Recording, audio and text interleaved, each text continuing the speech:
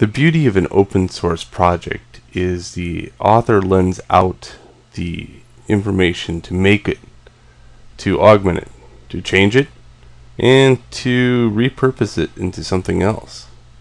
So I stumbled upon the AirHarp.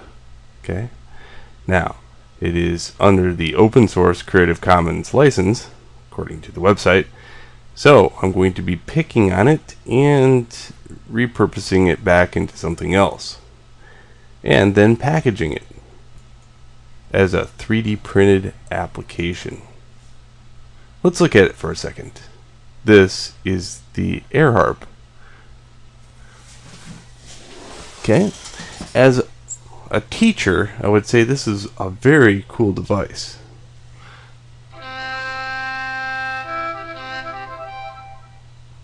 Peter Cottontail was walking through the forest.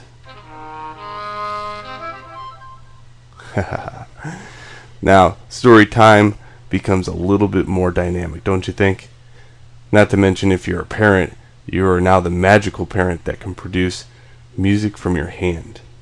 I love having little kids, well, a range of kids, doesn't really matter. Teenagers are just as captivated as anybody with this stuff. As a teacher, I have this on my desk. I brought it to work, and I was like talking, and then all of a sudden I raise my hand and magical tones come out of it, and their instant eyeballs just popped out of their head. And I thought, you know what, it's all about that, really.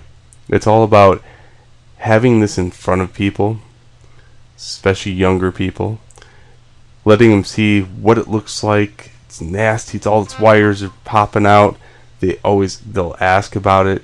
You can tell them how it works, therefore you are teaching it in some kind of manner. It might interest 3 people. They then go out and start thinking about building something like it. Open source is amazing that way. So we're going to take the opportunity to look at this device.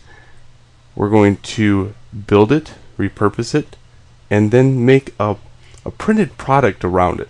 So it can be sitting on your desk without so many wires popping out. Right now it's on a breadboard, and I'll show you where I got it and how I'm going to lend to its design and make it a little bit better. Alright, so this is the documentation of building an AirHarp from scratch.